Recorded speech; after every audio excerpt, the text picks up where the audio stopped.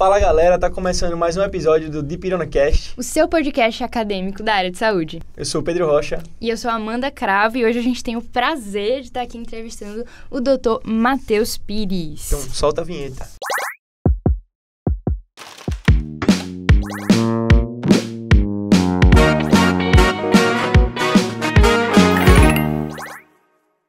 O Dr. Matheus, com graduação em Medicina na Universidade Estadual de Santa Cruz da Bahia, residência de Neurologia pela Santa Casa da Bahia.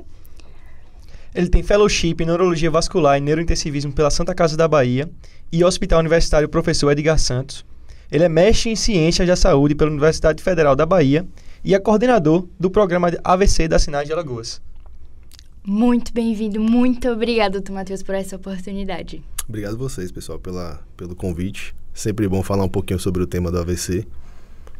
E a gente pensou em trazer esse tema, primeiro porque a gente está agora no comecinho de novembro, né? E dia 29 foi o dia da conscientização mundial do AVC. Esse ano, galera, o AVC voltou a ser a primeira causa de morte dos brasileiros. De 1º de janeiro até 13 de outubro desse ano, a gente tem um total de 87.518 brasileiros vítimas do AVC. Uma média, mais ou menos, de 12 óbitos por hora, ou mais ou menos 307 por dia. E o programa do Dr. Matheus chegou a atender 1.600 casos, 135 trombólises e 48 trombectomias. Um feito incrível e indiscutível para o Estado, né, Dr. Matheus? Com certeza. Assim, a ideia é um programa do Estado, né? É um programa que ele é 100% financiado pelo Sistema Único de Saúde e ele vai estar disponível para toda a população. Pensar que a população alagoana, muito semelhante à população nordestina e à do Brasil, em sua grande maioria ela vai depender do SUS para poder ter um atendimento em saúde. Então, o programa ele veio para tentar modificar a história natural da doença, AVC, como a Amanda falou muito bem, é uma doença agora que mais mata, sempre fica entre primeiro e segundo lugar, competindo, entre aspas, com o infarto agudo do miocárdio, para a gente tentar modificar. A gente já está conseguindo realmente ter números muito bons. Esses números são importantes para poder mostrar que a população está sendo realmente agraciada com o programa, mas os números que a gente quer agora trazer, que a gente já está conseguindo avaliar, é a queda daqueles indicadores de qualidade em relação ao atendimento ao AVC, como, por exemplo, a mortalidade intra-hospitalar, que a gente está conseguindo reduzir bastante, porém a gente está fazendo uma análise mais cuidadosa dos números. Cara, quem não tem noção do que a gente está falando, a gente vai colocar embaixo, né, na descrição do vídeo, o nosso canal de DePironaCast e o do Dr. Matheus também, além do estado de Alagoas, para vocês acompanharem essas notícias. E assim, para quem não tem ideia do que a gente está falando, eu já tive a oportunidade de acompanhar a doutora Labib na unidade do Hospital Metropolitano. É mágico, assim, vamos esquecer que eu sou neurolover completamente, mas é mágico. É um paciente que chega com déficit e na sua frente ele reverte. Eu brinco dando aula e falando sobre AVC e tal com a gente que é o líquido mágico da neuro. É brilhante, é realmente incrível e que bom que o Estado está tendo esse aporte, né, aos pacientes. Então, doutor, como a Amanda falou, ela viu o caso no Metropolitano, mas quais são os outros hospitais aqui de Maceió que tem esse programa também? Pronto. Assim, numericamente, inicialmente, né, são 21 unidades pré-hospitalares. Então, o programa, ele vai desde o atendimento do indivíduo que chega na UPA. Então, as UPAs do Estado, elas estão todas cadastradas com essa plataforma digital. Essa é uma plataforma que permite a discussão entre o neurologista de plantão, a equipe da neurointervenção, se necessário, e a equipe que está na ponta com o paciente. E a gente vai discutir nesse paciente, dessas 21 unidades pré-hospitalares. O SAMU está integrado, então, seja no atendimento primário, na ocorrência primária, seja naquele indivíduo que vai precisar de um transporte, e são 6 hospitais de referência hoje, certo? Então, todos os hospitais regionais do Estado, o Hospital Geral do Estado e a unidade de emergência Daniel Howley, né, que é lá em Arapiraca. Então, esses são os 6 hospitais de referência. Todos os hospitais de referência, eles têm a possibilidade do paciente ser trombolizado. Nós temos uma unidade, que por enquanto é uma unidade de pactuação, onde a trombectomia é realizada, que é a Santa Casa de Misericórdia daqui de Maceió. Sim. Mas a proposta é com a organização do serviço de hemodinâmica do Metropolitano, a hemodinâmica funcionará lá também, as trombectomias vão funcionar lá. Perfeito. Bem tecnológico, né? Exato. Então, assim, vamos falar um pouquinho como é que mais ou menos o programa funciona. Vamos supor que a gente tem uma ocorrência e aí aparece uma coisa bem legal do programa e que a gente acadêmico de medicina vai ter a oportunidade de rodar em uma dessas unidades de AVC. Então é até legal que a gente saiba como é que funciona. O Join, né, doutor Matheus? Exato. Então, a plataforma Join, esse aplicativo Join, ele é de criação japonesa.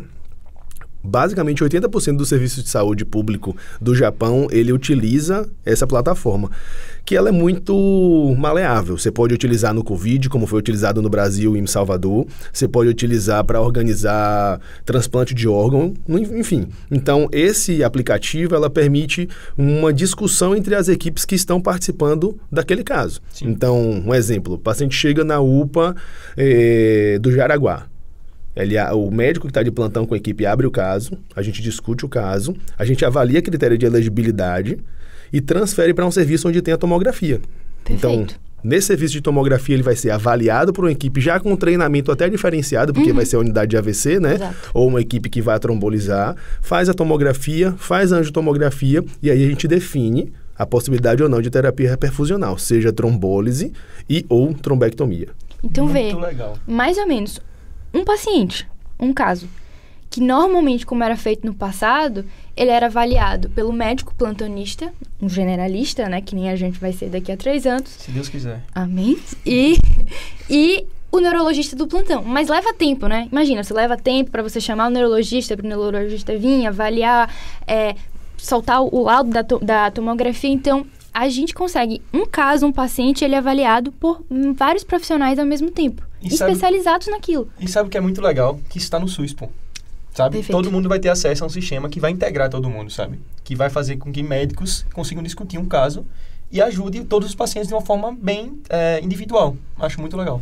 Os protocolos existem e quando eles são bem aplicados, é muito bem organizado. Então, assim, até a gente, os acadêmicos que participam ali daquele momento e tal, a gente vai discutir mais adiante de como é feita, os critérios e tudo mais, mas é muito interessante porque a gente vê o que é a referência do livro, dos últimos estudos. Então, eles estão muito bem atualizados e, inclusive, caiu uma questão sobre AVC, sobre tratamento no ENAR e agora na prova de domingo. Então, a tendência do futuro é seguir nessa...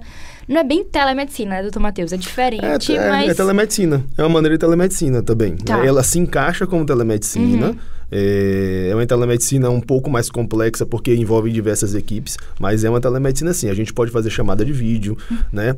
As escalas do ranking, o NIH, estão todas lá, então são automatizadas. Você aqui no celular, você já manda para mim, né, automaticamente. Depois eu posso até mostrar para vocês e vocês colocam para quem está assistindo.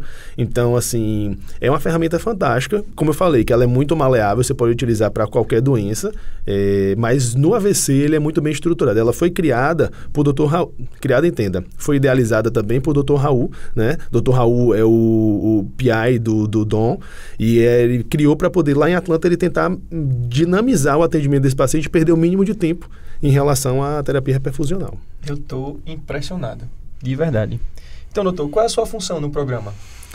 Pronto, eu vou ter 2 funções, né? Eu tenho a função de coordenação, né? Como, assim, o programa a gente organizou inicialmente, pensou como seria, né? Foi tentando, como eu disse, é um programa que depende do Estado, então a gente precisa convencer as pessoas que é um programa que tem um benefício em relação ao custo, e também tem o papel como neurologista vascular. Então, eu sou plantonista, né? A gente fica de plantão usualmente 24 horas por semana, full time ali naquele período. A gente discute os casos, a gente encaminha, a gente discute o caso novamente com o colega da unidade de referência para poder definir se vai ou não realizar trombólise ou a trombectomia. Então, são esses 2 papéis que eu faço. Não sabia que ficava 24 horas de plantão. Sabe o que eu vejo, por exemplo? Pode ficar 24 horas. A Labib. A gente saindo lá, tá, tranquilo. Aí, de repente, o Joy começa a apitar e mesmo ela não estando de plantão, é sempre Não, é minha doença, né? Minha mulher quer me matar. Minha mulher, ela quer me matar. Ela fala, você vive no Joy. Mas, assim, minha função como coordenador também é ficar de olho, né? E a gente discute muito entre si. Então, às vezes tem um caso difícil, a gente acaba discutindo muito entre si. Então, eu não saio do Joy. Praticamente. É um inferno dentro de casa. Esse lado, assim... Eu tô... impressionado. Doutor, e com isso tudo, como é que o senhor tem tempo para fazer outras coisas? O senhor tem algum hobby, alguma coisa que sai da medicina? Tenho. Família, né? É o que eu gasto entendo onde o gasto é onde eu fico mais tempo. Realmente eu tenho 2 meninos e então é o foco extra profissional. E como hobby mesmo eu tenho somente academia, só musculação. Tá percebendo, né? Bem grande. Então, doutor, então a gente vai voltar mais agora pro AVC em si. Certo. Como é que o senhor definiria o AVC? Pronto, então assim, a própria definição da OMS, ela vai trazer que o AVC é um déficit neurológico agudo, certo? Ou seja, um quadro clínico súbito, acho que é o nome mais importante por ser uma doença arterial, que vai ser ocasionado por uma oclusão arterial ou por uma ruptura arterial cerebral, tá? Essa oclusão arterial não precisa ser obrigatoriamente cerebral. A carótida extracraniana ou até na região cervical, ela pode causar o déficit no AVC isquêmico. Então, a gente tem como AVC isquêmico 80% dos casos, em média, que seria uma oclusão de um vaso, que não permite com que o fluxo sanguíneo chegue naquela região cerebral de forma adequada, certo? Então, essa baixa perfusão traz sintoma e a manutenção dessa baixa perfusão leva à necrose, né? E é o que a gente não quer que aconteça. A ideia da terapia reperfusional é não permitir com que a baixa perfusão vire necrose, certo? E o AVC hemorrágico, que usualmente é uma ruptura desse vaso, e essa ruptura vai diminuir o fluxo sanguíneo, puxa, o sangue devia passar por ali e chegar em algum local, e você também tem o efeito do sangue irritativo, efeito compressivo, né? Querendo ou não, o crânio, ele é uma estrutura praticamente hermeticamente fechada, então aumenta a pressão intracraniana, trazendo mais sintomas. É tanto que a mortalidade em média dos AVCs hemorrágicos, eles vão ser maiores do que os AVCs isquêmicos. Uma pergunta que a gente fez lá nas nossas redes sociais, que vocês conseguiram interagir com a gente, a galera, os acadêmicos, eles têm muito essa dúvida da grande diferença, né, que o doutor Matheus conseguiu esclarecer perfeitamente agora, entre o AVC isquêmico e o AVC hemorrágico. Eles têm muito essa dúvida, eles sabem que está dentro daquela mesma síndrome, mas acho que a principal diferença é essa, né, doutor Matheus, que o senhor comentou agora. O que é muito importante, Amanda, é lembrar que os sintomas, às vezes, são idênticos, tá? Se você for escutar, como a gente fala muito lá na Bahia, aprender de orelhada, às vezes o colega que está ali mais antigo vai falar, não, esse paciente teve dor de cabeça, então isso é hemorrágico. A pressão está alta, então com certeza é hemorrágico. A gente não vai conseguir diferenciar, né, somente clinicamente o paciente hemorrágico isquêmico de maneira geral. Quando eu digo hemorrágico, eu estou falando intraparenquimatoso, diferente de uma ruptura aneurismática, Sim. que aí tem um quadro bem clássico, né? Mas essa vai ser a grande diferença entre os dois mesmo, né? O mecanismo de diminuição da perfusão cerebral e de lesão cerebral entre o hemorrágico e o isquêmico.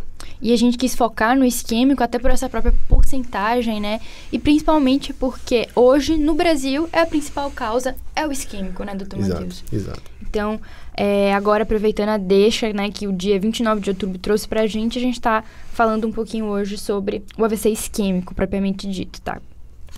Então, doutor, vou dar um exemplo. Certo. Chega um paciente na unidade, ele está de uma forma bem leiga, com um lado paralisado do corpo, ele tem... como posso falar? Me ajuda, Amanda. Ele tá, vamos dizer, dá um nome pra ele. João. Quantos anos o João tem? 45? Tá, 45. 45 jovem, né? anos. É jovem.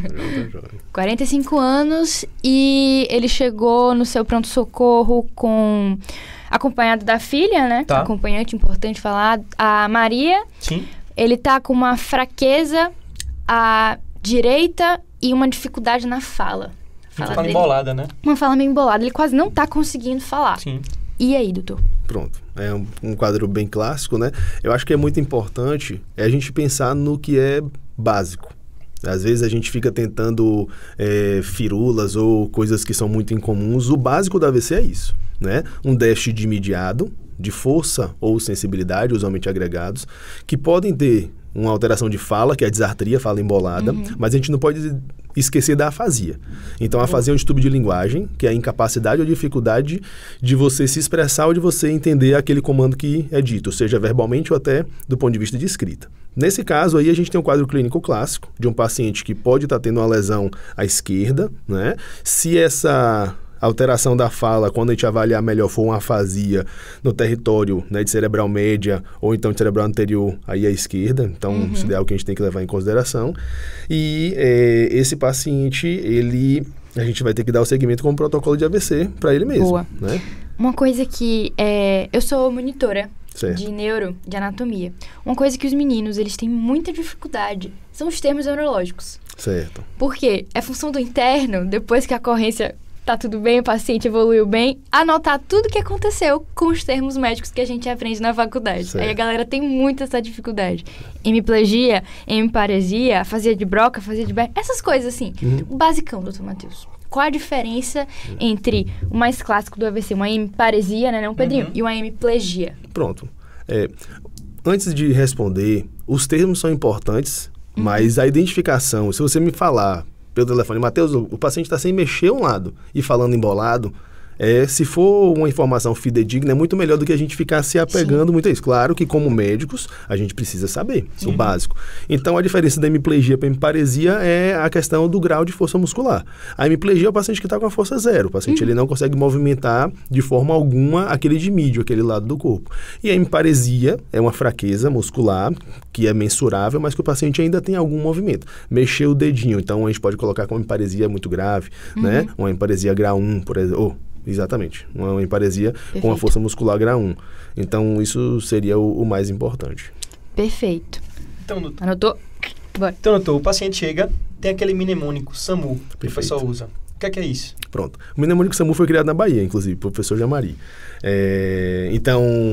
O S de sorrir, que na verdade é uma adaptação com a escala de Cincinnati. Tá? Então, a gente tem a escala pré-hospitalar de Cincinnati, que já é muito bem estabelecida para a triagem do paciente com suspeita de AVC, que é alteração de face, então sorrir, para você ver se o paciente tem alguma assimetria facial. O A de abraço, para você ver se ele tem alguma fraqueza de membros, alguma assimetria de membros.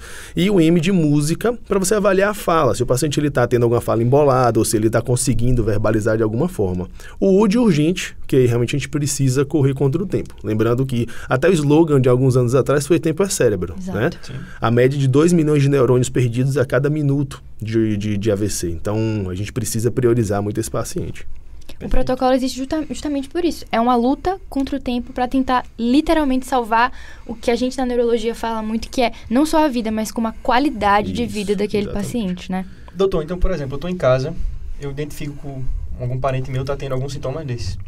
Eu posso dar um mnemônico SAMU? Por exemplo, eu posso pedir para ele sorrir? Pode, deve. Sim. Deve, né? Você vai falar, dê um sorriso para mim, abra a boca para ver se ele, né, pra você perceber se tem alguma assimetria, tentar levantar os braços. Não pode esquecer a perna, né? Porque né, você perde o abraço, mas você pode ver também uma assimetria de força em relação aos membros inferiores. E pedir para ele falar alguma coisa, a gente normalmente percebe logo. Isso daí é para tentar gravar mesmo, a população gravar isso daí. O que é que eu vou olhar nesse paciente? Que pra gente parece algo muito simples, né? Mas para a população em geral não é, né? A doença AVC, ela foi negligenciada, continua até sendo negligenciada durante muito tempo por muito pouco conhecimento dela para a população geral, né? Então, a gente tem uma taxa de pacientes que chegam fora de janela de forma absurda. Aqui, mesmo com o programa há 1 ano e pouco, a taxa de paciente que chega fora de janela, que o familiar deu um chá de noz moscada, achou que ia melhorar, deu remédio para pressão, né? Por exemplo. Sim. Pô.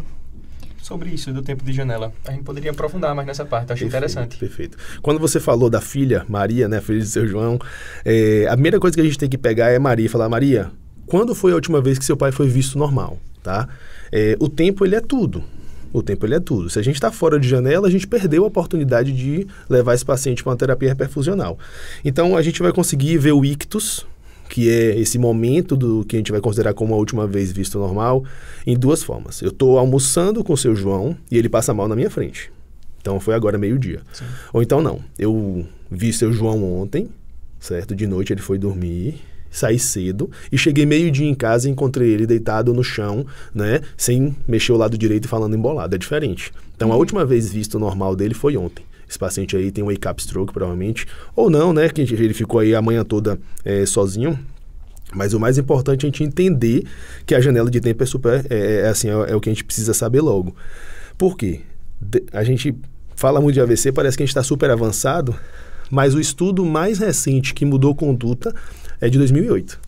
Tá? Então, ECAS-3, que foi quem ampliou a janela para 4 horas e meia, ele é de 2008, lá em New England. Então, a gente tem 4 horas e 30 para trombolizar esse paciente. Isso ainda não mudou. as perspectivas que a gente possa modificar isso agora com a neuroimagem avançada. E para a trombectomia mecânica, a gente já tem uma janela mais avançada, classicamente são 6 horas, só que a depender do estudo que você vai seguir e da expertise do centro, você pode estender até 24. As pesquisas estão mostrando que a tendência agora vai ser estender até o tempo dessa trombeque mecânica, né? Exato, Boa. exato.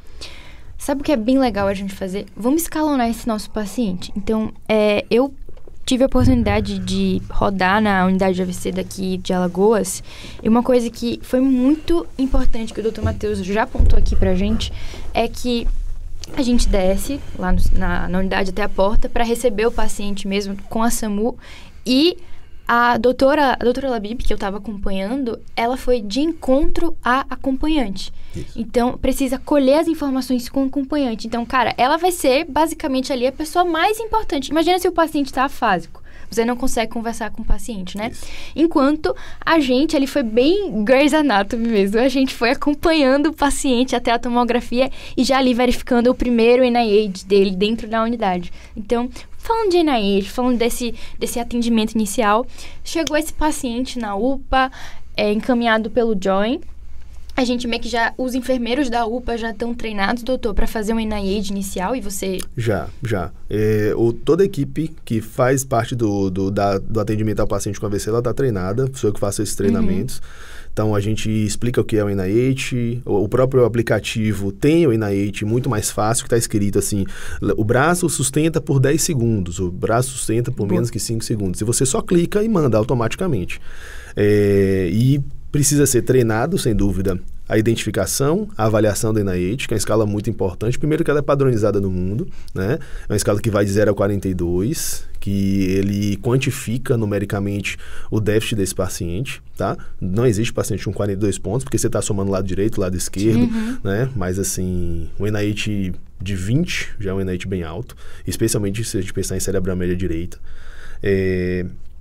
E a equipe precisa já ter esse fluxo muito bem estabelecido, né? Então, alguns exames são muito importantes, como urgência, outros a gente pode deixar para um pouco para depois, já pegar os acessos periféricos calibrosos. Boa. Então, esse fluxo, né, da equipe como um todo, ele é muito importante que seja automatizado, para a gente não perder tempo nenhum. Eu estou muito impressionado com esse Join.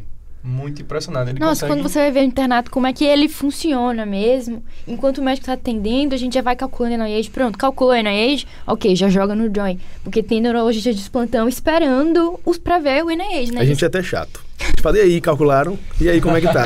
Aí o cara fala, calma, Matheus, aqui é diferente, né? Você tá na prática e o cara tá ali na telemedicina, tá tentando ajudar, mas às vezes o timing é um pouco diferente dos dois, né? Falando desse ponto da prática do NIH, na prática, assim, acaba que a gente conhece a escala, né? A gente tem até nos aplicativos, a gente vai acompanhando, mas existe alguma dica, algum macete da aplicação dele, até para se tornar um pouco mais rápido, ou devagar é melhor?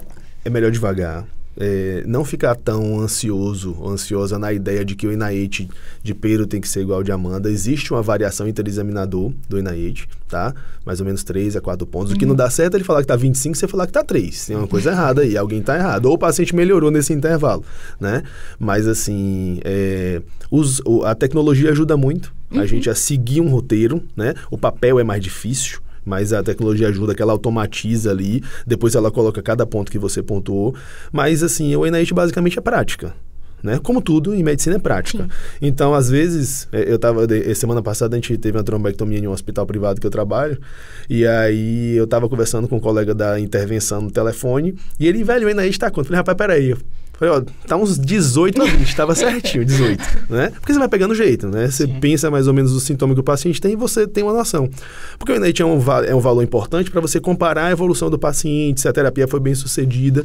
Só que, assim, eu não vou deixar de indicar porque tá 15 ou porque tá 20, entendeu? Existe, claro, um ponto de corte, mas, assim, não é uma coisa tão assim, que você precisa ficar desesperado ali para não errar um pontinho e ter uma impressão diferente do especialista, por exemplo. Quando a gente estava estudando para essa entrevista, a gente deu uma revisada no NIH. E aí eu e a Amanda ficava discutindo. Não, eu acho que é 3, eu acho que é 4. E a gente ficava nessa discussão para saber qual era. Porque eu acho assim, deve ter, obviamente, um número certo. Mas Sim. eu acho que é cabível de interpretação, como o doutor está dizendo. Mas é cabível de interpretação mesmo, né? O mais importante é você pontuar aquilo que você acha pior. Sim. Esse é o mais importante. Perfeito. Tá, Então, se você está indo na dúvida entre 2 e 3, pontue 3. Perfeito. Perfeito. Entendeu? É melhor você pontuar o pior. Essa é uma orientação formal. Uhum. Perfeito. E, ok, o paciente chegou, a gente tá ali conversando com aquela acompanhante e ele vai direto pra tomografia? Perfeito. Direto para a tomografia. A gente vai adiantando a imagem enquanto as informações estão sendo coletadas com alguém que seja responsável legal pelo paciente. Em muitos casos, o paciente está lúcido, tá? Lembrar que não é todo paciente que está afásico e muito menos rebaixado. Aí você consegue realmente coletar com ele, às vezes, informações até muito mais preciosas do que a família traz. E a gente vai fazer a tomo. A tomografia é a pedra angular no tratamento do AVC. Primeiro que a gente sabe se é isquêmico ou se é hemorrágico. E com o advento da trombectomia, hoje a gente faz a angiotomografia arterial dos vasos cervicais intracranianos para ver se esse paciente tem indicação ou não da trombectomia. Inclusive, tem uma série, não sei se o senhor já viu, The Good Doctor. Já escutei falar. Que ele pega um caso de AVC e antes da tomografia, ele manda trombolizar. Isso, e a menina não tem nenhum déficit importante, Não, né? Isso, nenhum. ela tá falando assim, de sentada. Aí ele fala assim, ela tá desviando língua a tá língua. torta. Isso, Exato. soube. Vamos Essa ela tá tendo um AVC. E os internos, os outros ficam atrás assim, tipo... Não, "O que que tá doutor, não acontecendo?" precisa não, eu não tenho médico pra isso. Mas é isso. E uma coisa que é diferente, assim, né, do que a gente vê em outros déficits neurológicos, por exemplo. Acaba que a gente fala que na neurologia do trauma, da emergência, é uma tomografia sem contraste. Certo. Aqui no AVC também é sem contraste? Pronto, também é uma tomografia sem contraste. Então, trombólise precisa de uma tomografia sem contraste. Informação clínica. Os critérios de elegibilidade, eles são informações clínicas, anamnese, tá? Claro, exame físico em relação à quantificação do déficit. E a tomografia simples, ela vai afastar sangramento e afastar hipodensidades. Vocês estudaram aspects que eu vi vocês publicaram, não foi? Exato. Então, classicamente se fala uma lesão menor do que 1/3 da cerebral média para poder não contraindicar a trombólise. Mas, hoje a gente utiliza um aspects de 7, 8, 9, 10 para trombólise e um aspects, a maioria dos estudos, 6, 7, 8, 9, 10 para trombectomia mecânica. Então, a tomo, ela é importante, tomo simples. Nos serviços muito bem estruturados, a trombólise é feita, eu trabalhava em Salvador, em serviços que estavam muito bem estruturados. E a gente trombolizava na tomo. Então, fez a tomo, velho, tá boa a tomo. A gente já fazia o bolos e dava segmento. Faz a angiotomo agora. Não são 2 acessos? Um acesso é exclusivo da trombólise e o outro a gente utilizava o contraste. Não. E aí a gente ia para fazer a anjo e ver se esse paciente precisava, né? A pessoa vê como é importante recurso, né, na medicina. Isso. Porque Não, hoje ele já entra aqui no programa e ele faz tanto o ATC quanto a anjo, né? Isso.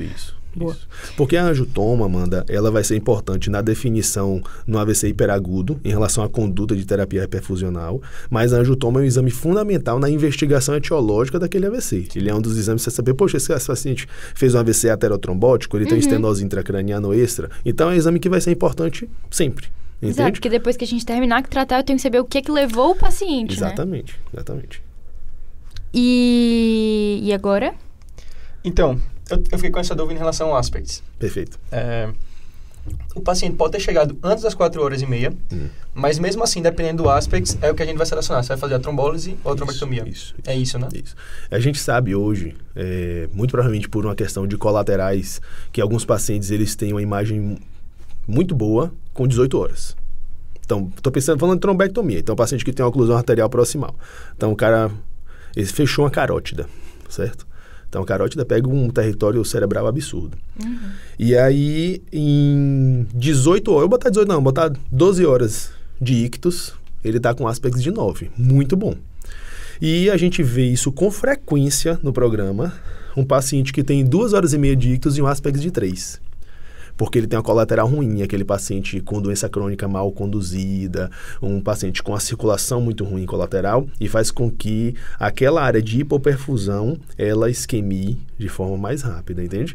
Então, a tomografia, ela vai ser muito importante, porque se o paciente já tiver lesão maior do que aquilo que é seguro, o risco de sangramento vai ser maior do que a chance de benefício. Porque a gente tem que lembrar que a trombólise não é um tratamento inócuo, né? Exato. NNT de 10, mais ou menos até 3 horas, e um NNT de 20 até 4h30, entre 3 e 4h30.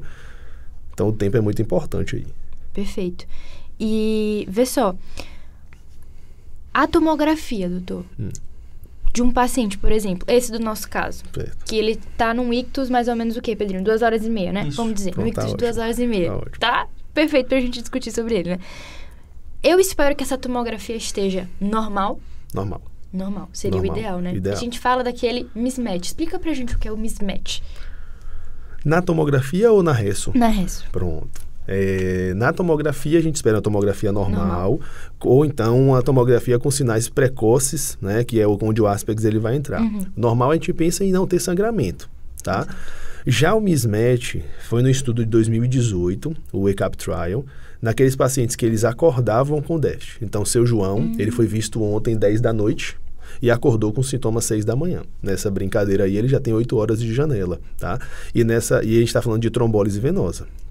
Então, ele estaria fora, Exato. certo? Só que o que a gente tem de evidência hoje, depois desse estudo, é que aquele paciente que ele tem o wake-up stroke, e a gente consegue levar ele primeiro a um atomo e angiotomo, para afastar a oclusão arterial proximal. Então, se esse paciente tivesse um Aspex ruim, não teria indicação. E se tivesse um Aspex bom e uma oclusão arterial proximal, ele vai para trombectomia, ele vai trombolizar. E não tem esses achados. A gente está pensando em trombolizar, a gente coloca ele na ressonância. Aí a gente vai ter o mismatch entre a difusão e o flare, que são sequências, né? Então, a ressonância é uma avaliação já mais detalhada do encéfalo e também meio que funcional, vamos dizer assim. E a gente tem o flare como uma tomografia de alta qualidade, e a difusão é naquela região que já está tendo um pouco de isquemia. Então, mais ou menos 30 minutos a gente já consegue ver a difusão positiva. Se o paciente ele tiver uma difusão positiva, ou seja, realmente está tendo AVC, mas o flare está negativo, ou seja, a gente não teve uma lesão parenquimatosa ainda elevada, a gente pode trombolizar. Com risco de sangramento maior, porém sem significância estatística. Então, por isso que esse estudo ele passou tranquilamente para mudar a conduta. Esse foi um modificador de conduta importante lá em 2018. Excelente. Muito legal. Então, vê só, no nosse paciente a gente fez o NIH dele, mais ou menos o NIH dele vai estar o quê? Uns 7 pontos. Se tiver afásico, bota para 18. 18. Ele tá afásico? Tá afásico. Tá afásico. Pronto, aplégico e afásico. Plégico à direita e afásico. Então pode jogar para cima. Ok. Só a afasia ele vai perder, pensei, uns 6 a 8 pontos só pela afasia, né? Mas a plegia 8 pontos, então a gente coloca aí. Essa 18. plegia, doutor Matheus, a gente espera normalmente pelo território de irrigação que a gente tá pensando que tá acometido, que seja tanto de membro superior quanto de membro inferior, ou tem uma prevalência? Pronto. Se a gente pensar só na média, né, vamos dizer, uma oclusão de média, ele pode até mexer um pouco essa perna. Tem uma força 1 ali na perna, retirar a dor, né? A tendência é de pegar muito mais a topografia de braço. Mas se ele fechou uma carótida, ou se a circulação não é tão boa, por isso que eu falei mais cedo da anterior, né? Porque a anterior, ela vai pegar muito mais a perna. Então, esse paciente, usualmente o paciente que está afásico, ele vai estar bem plégico ali, ele vai estar com força 0 mesmo. Mas aí depende de caso a caso. Então, ao invés do NIH ser de 18, vai ser de 17, porque a perna, ela mexe ainda alguma coisa, entendeu? Mas, assim, como a gente falou, é importante você caracterizar isso, mas isso não vai mudar a sua conduta. Exato. Essa diferença de pontuação, né? Não vai mudar. Uma coisa que cai muito em prova, e eu acho que gera muita dúvida, é quando a lesão é central ou periférica. Como é que a gente consegue identificar nessa plegia, nessa paralisia? Pronto, mas aí é face. Isso. Sim, de face. Né? Pronto. Então, quando o paciente ele vai ter uma paralisia facial periférica, ele não vai poupar a fronte, certo? Então, o controle supranuclear da face, ela vai ser bilateralizada em relação à parte de fronte. Então, ele vai ter uma lesão à direita e ele vai ter uma paralisia facial à esquerda de padrão central, que pega basicamente essa região do rosto, tá? Não tem acometimento do fechamento ocular, por exemplo. Já a paralisia facial periférica, por pegar, né, o facial, que vai irrigar, vamos dizer assim, vai inervar, na verdade, toda essa musculatura da face, o olho ele vai estar prejudicado, o fechamento do olho tem lagoftalmo, pode ter aquele sinal de Bell, e o paciente ele não vai conseguir fazer o enrugamento da testa. Perfeito. O diagnóstico diferencial que a gente tem que pensar em relação ao AVC são as lesões de tronco, que vão trazer uma síndrome cruzada. O paciente ele vai ter uma paralisia facial periférica de um lado, com uma emparesia ou hemiplegia do outro lado, certo? Porque você pegou lá atrás no tronco, pegou ali o núcleo do nervo, então ele vai ter uma lesão periférica do ponto de vista sintomático, só que quando ele pegou o trato córtico-espial, ele pegou contralateral, de maneira geral. Um caso bem característico, né? Exato. E ó a deixa que o Dr. Matheus acabou de dar. A gente perguntou lá no nosso Instagram, deixou até de perguntinhas para eles, assim, qual é o exame, fora a tomografia, indispensável para eu saber ou não se eu vou trombolizar o paciente? Alguém acertou? Não, quase acertou. ninguém acerta essas perguntas. Vê só o que acontece.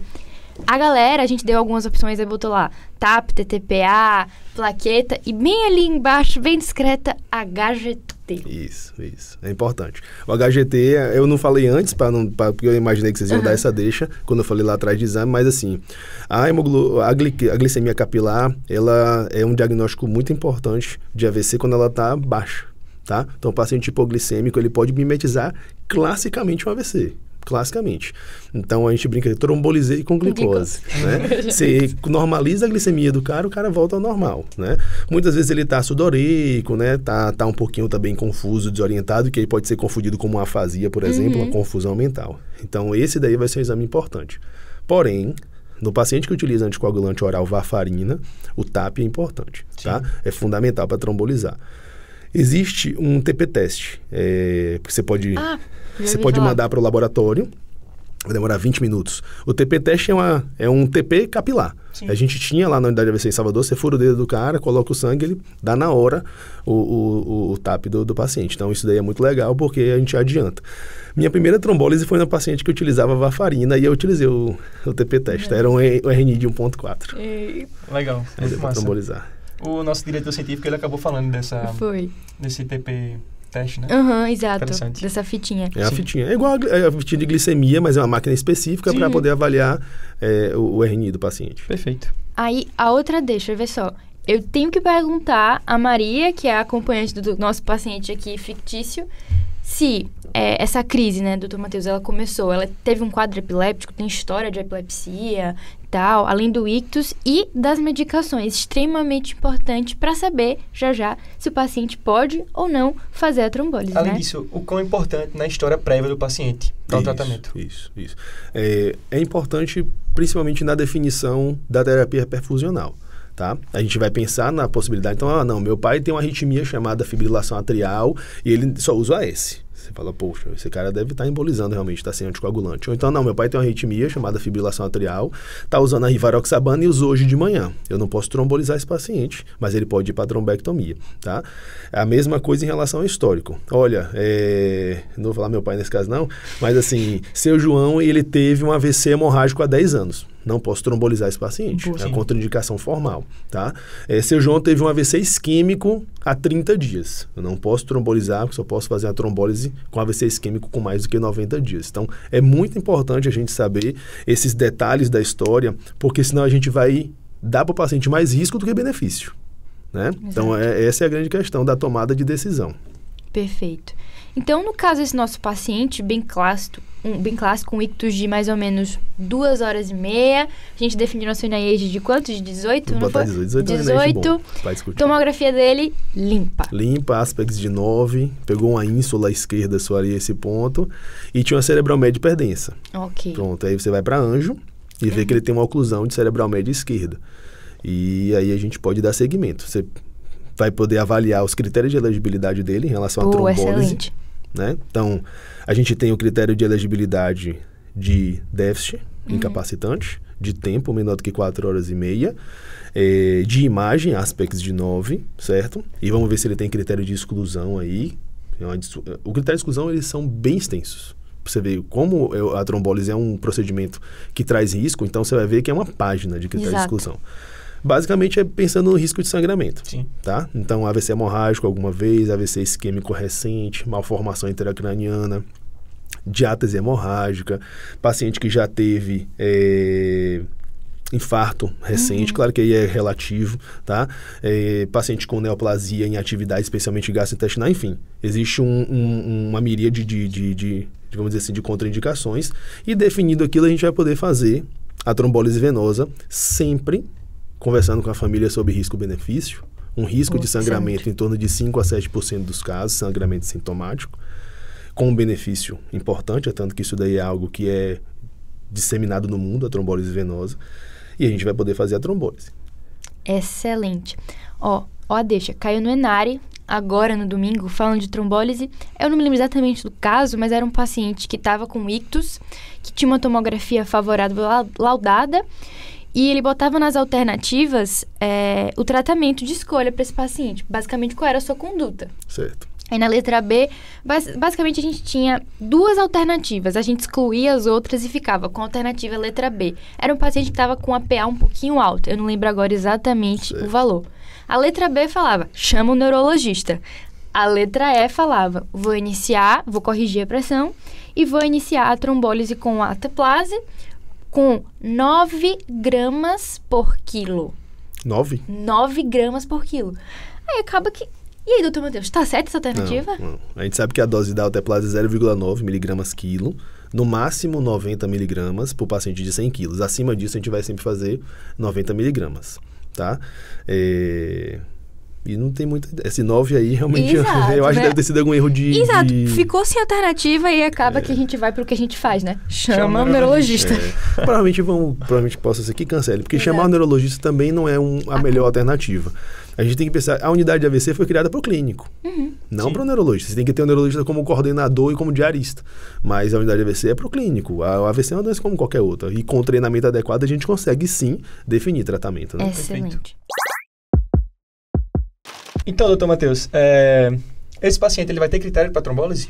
Pronto, assim. Então vamos pensar que ele não tenha nenhuma contraindicação. Fica mais fácil, né? Do que a gente ficar... Senão a gente vai ficar discutindo aqui mais 10 minutos só sobre as indicações e contraindicações. Então, ele tem elegibilidade, tem janela, tem sintoma, tem imagem boa e tem uma oclusão arterial na angiotomografia. Então, a evidência que a gente tem hoje é trombólise e trombectomia, tá? Então, alguns estudos estão querendo, vamos dizer assim, definir se vale a pena trombolizar antes da trombectomia, certo? Então, com alteplase e também com tenecteplase. A tenecteplase provavelmente logo vai tomar a frente aí. Mas esse paciente a gente faria a trombólise, então vamos dizer que ele tenha 100 quilos. Então, 0,9 por quilo, 90 miligramas, 10% de bolos em mais ou menos 1 minutinho ali de infusão. E os outros 90% em 1 hora em bomba de infusão, fazendo NAIT de 15 em 15 minutos, tá certo? Controlando a pressão, a Amanda falou mais cedo sobre a pressão. Exato. Então, pensar que é um dos tópicos mais chatinhos, assim, né? Porque o paciente que não tem indicação, hipertensão permissiva até 220 por 120. Isso daí pelo guideline 2019. Perfeito. Tá? O paciente que vai para trombólise, para iniciar a trombólise, 185 por 110. Para manter a trombólise, 180 por 105. É a mesma coisa para trombectomia. Então é um pouquinho chato isso, né? Mas não cabe a gente discutir. A gente tem que seguir aquilo que é de evidência. Ali, do lado do leito do paciente, olhando a pressão. Pressão de 5 minutos. Todo mundo, João, levanta o braço. Se precisar, coloca, né? A nossa realidade é o nitroprusiato, mais um antihipertensivo venoso para poder controlar essa pressão do paciente. E logo a gente já manda para a trombectomia mecânica, tá? Então a trombectomia mecânica é um procedimento invasivo, tá?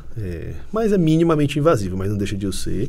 É como se fosse um cateterismo cerebral, certo? Onde mecanicamente se retira aquele trombo. Então, a gente tem a técnica de aspiração e a técnica do stent retriever, e também tem a técnica combinada, que não é o objetivo de discussão aqui, tá? E que foi também um divisor de águas em relação ao tratamento do paciente com AVC. Perfeito. Então, NNT de AVC, 10 e 20, como eu falei. NNT de trombectomia mecânica, 3. Tá? 2,8 dão. Mas claro que isso daí tem um viés muito grande, o viés de seleção que o paciente é extremamente grave, é um paciente que tem uma oclusão arterial proximal, tá? Então... o benefício para ele vai ser bom de qualquer forma. Não tem por onde correr. É muito azar, errado, né? E é algo que mudou muito. Classicamente a gente tinha 6 horas de janela, tá? Só que a janela ela foi sendo ampliada graças a quê? Tecnologia, como você falou, Pedro. Tecnologia vai mudar o tratamento do AVC, vem mudando o tratamento do AVC. A gente falou sobre a ressonância, a gente já tem agora as imagens automatizadas de perfusão, então é fantástico. Eu trabalhei em um serviço que tinha, eu estava indo ver o paciente no hospital, eu recebia no meu celular aspects, se tinha cerebromédia hiperdensa, qual era o volume de perfusão, qual era o volume perdido, já recebia na mão, né? É muito caro. Não é todo lugar que tem, porém, é algo que muda muito a qualidade da assistência àquele paciente. E, posteriormente, esse paciente precisa ir para uma unidade de AVC ou para uma unidade especializada em AVC, né? Porque a gente pensa em unidade de AVC SUS, mas os hospitais privados, eles vão ter uma UTI neurológica que tem esse acompanhamento. Só o fato da gente ter uma unidade de AVC já muda o desfecho desse paciente, tá? E muito em relação a risco de infecção hospitalar, risco de sequela, ranking de desfecho em 90 dias muda só pela presença, independente da terapia perfusional aguda. E a gente tem visto esses dados realmente do pós, da recuperação do paciente, né? Eu já tive a oportunidade de acompanhar um paciente que há 2, 3 dias estava plégico e nos outros dias já estava fazendo fisioterapia fora do leito. É mágico mesmo. Porque além de salvar a vida, a gente tem que dar qualidade do paciente, Exato. né? Qualidade pós-operatória para o paciente. Exato, porque a gente fala assim, a Amanda falou, é a doença que voltou a matar mais, mas continua sendo a doença que mais incapacita. É a principal causa de incapacidade no Brasil, Estados Unidos e nos principais países da Europa. Os principais, eu digo assim, do ponto de vista de produção científica. É a principal causa de incapacidade, né? Teve um paciente que eu estou vendo nesse serviço que eu falei, o da trombectomia, ele tá bem, pensando que era uma oclusão de carótida, mas ele está com uma paresia severa ainda. Ele fala, rapaz, eu entendo porque o paciente às vezes prefere morrer, porque ele está incapacitado naquele momento. A gente não sabe como ele vai ficar, porque a gente tem que ter o tempo de recuperação, né? Mas é uma doença que causa uma incapacidade muito grande. Então, além de mortalidade, qualidade de vida, é incapacidade. Então, quanto mais eficiente o tratamento, melhor. Menor a perda, né? Exatamente. E o nosso, seu João, foi para trombólise? Foi para trombólise, melhorou pouco, né? Pensar que a oclusão arterial proximal, ela nem sempre é beneficiada pelo tamanho do trombo, mas vamos dizer que no caso dele não melhorou tanto, e na trombectomia mecânica conseguiu tirar o trombo, e ele já no pós, porque muitas vezes você não precisa entubar esse paciente, você faz uma sedação leve, já no pós-procedimento ele já estava mexendo os braços, voltando a falar, e isso não é somente um caso de discussão aqui não, teórico, isso a gente vê na prática. Sim, claro que a gente vê complicação, eu não estou falando que as coisas sejam perfeitas, mas a gente vê na prática isso, o paciente que entra na hemodinâmica plégica e afásica, quando você vê no mesmo dia depois, o cara tá lá, mexendo o braço, falando, agradecendo, porque isso daí acontece. E isso não tem preço, né? Não, de forma alguma. Perfeito, cara. Muito legal. Mais uma vida salva pelo DiPironacast. Doutor, muito obrigado pela sua presença. A gente quer agradecer também ao nosso patrocinador, a Lima Lanches, a nossa equipe. Galera do científico, muito obrigada. Um abraço para alguém, agradecer. Eu quero agradecer. É muito legal essa iniciativa. Eu vim conversando, né, com o Matheus que veio comigo, eu falei com vocês mais cedo. É muito legal essa iniciativa de vocês e também da faculdade, porque é uma maneira diferente de divulgar conhecimento, né? A gente precisa, pensando em AVC, vocês vão falar de diversas doenças, mas pensando em AVC, o que a gente precisa é de conhecimento da população sobre isso. E aqui é uma via a mais de conhecimento. Por mais que seja algo muito focado na parte acadêmica, mas a gente precisa disseminar isso, porque, sendo bem honesto, os colegas sabem muito pouco de AVC. Muito pouco, né? Fazem muita coisa errada, manejam da maneira inadequada. Então, quanto mais conhecimento vocês vão propagar, é melhor para, né, o grupo médico e também para os nossos pacientes. Perfeito, perfeito. Muitíssimo obrigada. Queria agradecer a toda a equipe, a galera ali atrás que faz isso aqui acontecer. Backstage, né? E agradecer principalmente, como o Dr. Matheus falou, né, a nossa universidade que está dando todo o apoio para que o podcast aconteça. Não deixa de acompanhar a gente lá nas nossas redes sociais. A gente vai deixar o @ do Dr. Matheus também aqui na descrição, de DiPironacast no Spotify e no YouTube. E um beijo a todos os DiPironers aí de casa. Tchau. Tchau, gente. Obrigada. Valeu.